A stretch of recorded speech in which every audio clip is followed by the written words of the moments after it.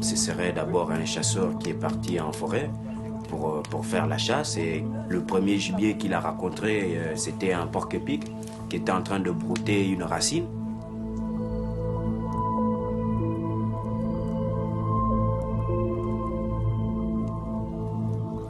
Donc le chasseur qui s'appelle Dibenga est arrivé et il a pris sa lance et ça a transpercé le porc-épic, et en plus ça a aussi transpercé la racine.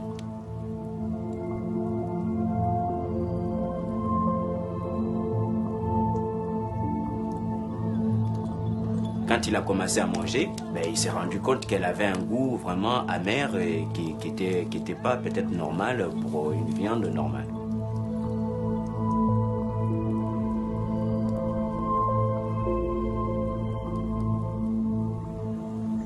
À partir du moment où il a consommé cette plante, il a commencé à avoir les visions, et c'est à partir de ce moment-là qu'il a compris qu'il y avait quelque chose, il y avait un rapport entre les deux qui ont fait qu'il découvre en fait cette plante.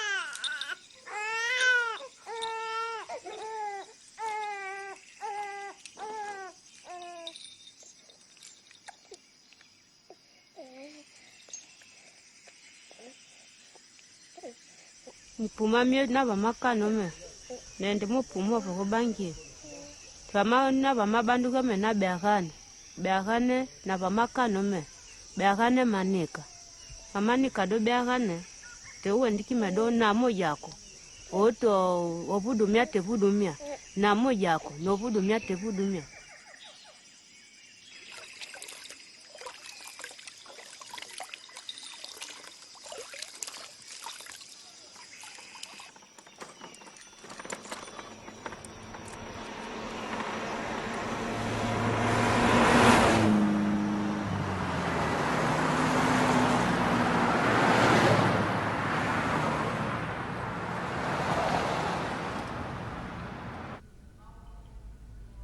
My little girl's name's Lexi, and my two boys are Monty, who's after my father, who passed away, and the other one is Sai, after my name, Sai.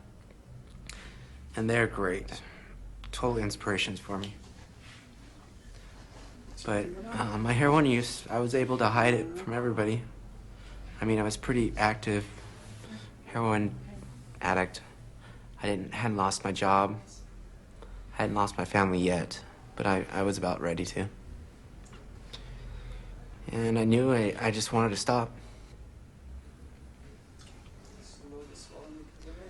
I have to use daily to get up out of bed, and I would do maybe close to a gram a day, and then I would always mix it with speed so that the heroin and the speed would kind of keep me balanced. But it's no life to live. Every morning you wake up and you're so sick. till you get your first fix. And nothing stops you from that first fix. Not your kids, not nothing.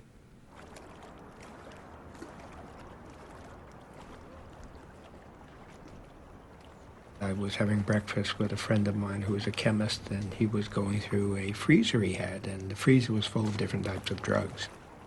He pulled out a small vial and said, I think you'll be interested in this. I said, well, what is it? He said, well, it's an African hallucinogen, and it lasts 36 hours. So here I am under the influence of this very powerful hallucinogen, and I get home, and I lay down, and the ibogaine is working and working and working and working. And it's 33 hours later, and I only thought to myself, I'm exhausted, I'm going to sleep for a week, and I'm never going to take this drug again. And I got dressed, and I walked out of the house, and that's when I realized that I was not in narcotic withdrawal. And I looked at this large tree in front of me, and I looked at the clouds in the sky, and I realized that for the first time in my life, I was not frightened, and perceived that my entire life had been full of fear.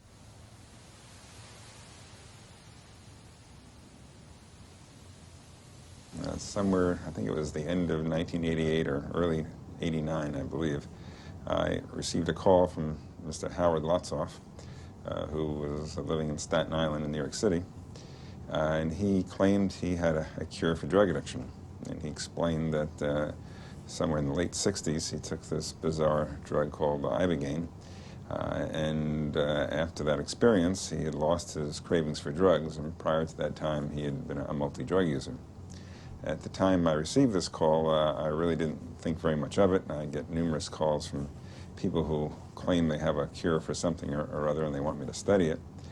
And most of these people, I think, are really not in touch with reality, and I assume Mr. Lotzoff was similar nature, and I dismissed the call, really. He called back several times, and the more I talked to him, the more intrigued I became. And I was particularly intrigued by the fact that he claimed that you took this drug once and you lost your cravings for drugs at least for several months or forever. And this sort of magic bullet notion is really unlike any pharmaceutical we have really for any disease. Good evening, I'm Forrest Sawyer, and this is Day One.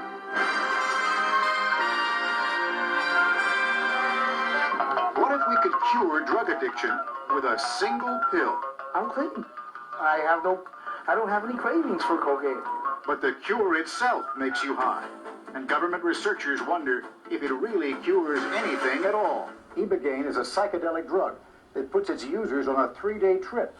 It's illegal in the U.S., and no one knows if it really works. It took me from 1984 to 1991 through the leadership of 3 different directors of the National Institute on Drug Abuse to finally get them to take a serious look at ibogaine. Now, imagine that you are a doctor. You spend 12 years getting your education. You spend 15 years in the field becoming an expert. And then the last thing you're going to want to hear is some former heroin addict went and discovered the effective medication that you're looking for. So there was enormous resistance. The Drug Enforcement Agency says ibogaine has a high potential for abuse and no accepted medical use in treatment.